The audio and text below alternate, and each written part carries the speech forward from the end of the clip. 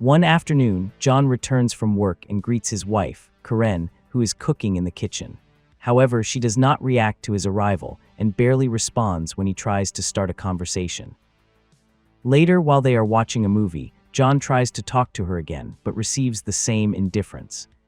He walks away frustrated, but Karen stops him to tell him something that seems important. However, after hesitating, she ends up mentioning something irrelevant. The next day, while John gets ready to go to work, he heads to the bathroom, and as he looks at himself in the mirror, a loud crash shakes the place and a hole opens in the ceiling. When he looks up, he sees fighter jets flying over the area. Uneasy, he decides to leave the apartment to find out what is happening, but Karen tries to stop him again, as if she had something urgent to say. He, driven by curiosity, leaves her behind without knowing that she plans to ask him for a divorce. Outside, John is shocked to see that a plane has crashed into a nearby building. Suddenly, a terrifying event occurs in the streets, and he is forced to run back to the apartment. He tells Karen that he saw people biting others. She, incredulous, looks out the window and sees two individuals devouring a man alive. Aware that nothing had prepared them for such an extreme situation, the couple realizes that they must focus on surviving until help arrives. They take inventory of the food and supplies, but discover that it will barely last them a couple of days. They then decide to loot the neighboring apartments. John is the first to go out, with the promise that Karen will do so afterward. He returns with some food and mentions that the door of the Andersons' apartment is open. Karen, intrigued, gets ready and goes to loot that place, returning with several bottles of wine. She then convinces John to steal the Andersons' television. That night, they watch the news on their new television. The reports indicate that they must avoid contact with the infected and mark their windows with an X to facilitate the work of the rescuers. The next morning, John wakes up and finds Karen returning from another looting. She not only brought supplies, she also stole a dress. Later, John reflects on what they would do if the infected tried to enter the building.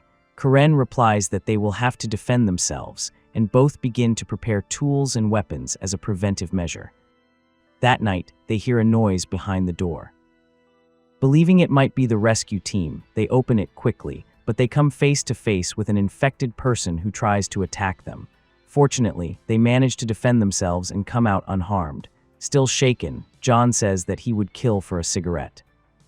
Karen, upon hearing this, takes some out of her cupboard, which leads John to ask her what else she keeps there.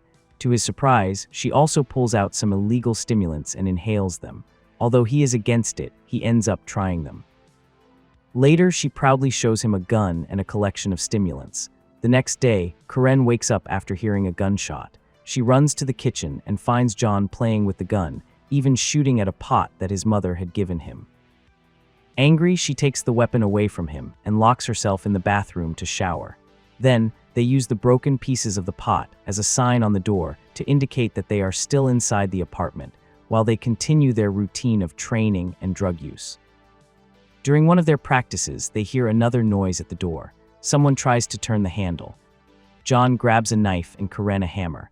When they open the door, they discover that it is their neighbors, Emily and Leo, who are looking for shelter. Karen objects, but John insists, so they let them in. Once in the living room, Leo explains that they were trapped in the laundry room since the accident and that, when they got out, there were already infected people in the building. When they saw the broken pieces of the pot on John and Karen's door, they understood that they were inside. While they talk, Emily and Leo's stomachs growl and they ask for something to eat. Karen agrees, but in the kitchen she argues with John because she does not want the couple to stay. Meanwhile, in the living room, Emily criticizes Karen and mentions that after her miscarriage, she became somewhat unstable. The tension between them is evident. Then Emily notices a dress on a chair and says she has an identical one. Leo adds that they also have the same television, which makes John and Karen uncomfortable. Later, everyone drinks together and agrees to rest. Emily asks where they can sleep, and Karen, with disdain, suggests that they stay on the floor with some cushions. Emily is offended, but does not say it out loud. The next morning, during breakfast, Karen asks the neighbors to clean a bit. This annoys Emily, who tells Leo that they must act before they are eliminated. Later, While Karen and John sleep on the couch, Emily and Leo plan to kill them with a knife. However, Karen wakes up first and offers to bake cookies. What the couple does not know is that Karen has discovered their plan, and that is why she adds 2 spoonfuls of amphetamines to the mixture. When they eat them, Leo and Emily suffer an overdose and die. Feeling guilty and shaken by what happened, John and Karen inhale more stimulants to calm themselves. Suddenly, they hear a noise in the living room and discover that Leo has come back to life, but turned into an uncontrollable infected. Karen shoots him and kills him. Immediately, Emily also jumps up from the couch transformed, and she also receives a gunshot. That night, they drag the bodies out of the apartment and take Valium before going to sleep. They are so drugged that they do not hear the calls from the rescue team, which asks survivors to turn on the lights. Because of this, they miss the opportunity to be rescued. The next day, they relax together in the bathtub and Karen says that if they manage to survive, she would like to adopt a child. John agrees and both express their mutual love. That night, they have an improvised date at home, pretending to be strangers who have just met. The game becomes intimate until they begin to make love. However, the evening is interrupted by a loud knock on the door. Karen runs to open it, but John tries to stop her. It is already too late. Suddenly, 3 men burst into the house demanding valuables.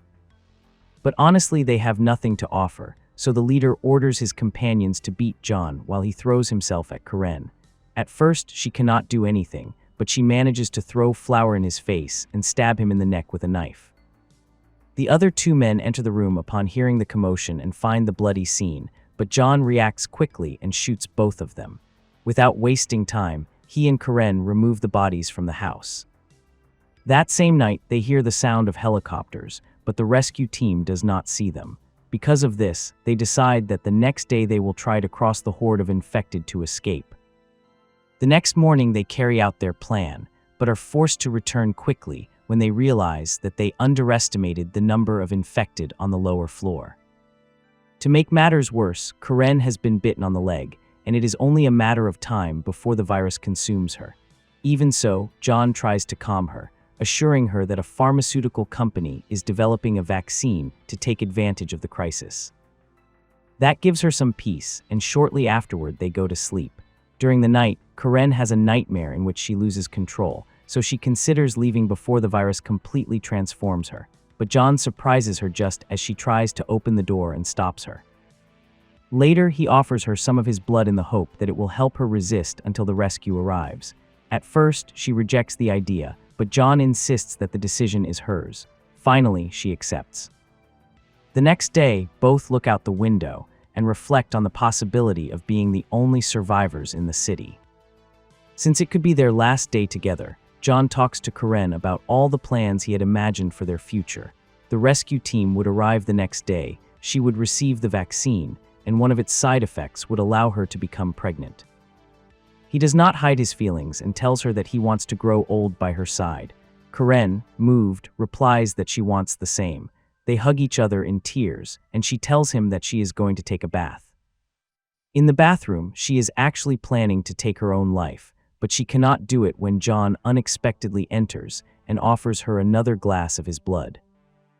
Knowing that she does not have much time left before losing control, Karen decides to spend one last intimate night with her husband. The next morning, John wakes up alone in bed. He gets up and goes to the bathroom, where he finds a note from his wife. In it, Karen tells him how much she loves him and how perfect her life has been in her mind. But she also confesses that, in her deepest nightmares, the hunger became unbearable and she could no longer resist it. She asks him in pain to end her suffering and tells him that he will find her in the nursery. With a broken heart, John goes there and discovers that Karen has chained herself. Unfortunately, she is already completely infected and there is no way to save her. In a heartbreaking moment, he raises the gun and points it at her head. Karen looks at him with empty eyes, and John apologizes for what he is about to do. Just before pulling the trigger, the door is smashed down. The rescue team has arrived. The soldiers search the house for survivors and finally reach the nursery. To their horror, they find Karen and John, both infected and chained to the wall. They wonder why their hands are bound together with adhesive tape, and the commander, with a mixture of disbelief and sadness, simply replies, "It's love." Shortly afterward, they decide to end both of them. In the end, John was not able to kill the love of his life, so he chose to join her in her misery. The story carries a very powerful emotional weight and an intimate approach that distinguishes it from other zombie apocalypse narratives. Beyond the context of infection and survival, the heart of the story is the relationship between John and Karen, which makes it a tragic love story disguised as horror. The most remarkable aspect is how the external threat, the infected, the intruders, the lack of help, gradually shifts until it becomes an internal conflict. The inevitable progression of the virus in Karen and John's desperation to save her at all costs. The decision to use his blood as a last resort adds a nuance of sacrifice and faith, almost as if John wanted to give part of himself both literally and emotionally to keep her alive. The climax is devastating. The image of both of them chained, infected, but still united, perfectly summarizes the idea that love can endure even in damnation. The commander's line, "It's love," offers a bitter but powerful conclusion. What may seem irrational or grotesque to others was, for them, an act of deep connection and loyalty until the end. As for the development, the story manages to balance moments of tension, action, and emotional drama. It does not feel forced or melodramatic, and the evolution of the characters is believable within the context.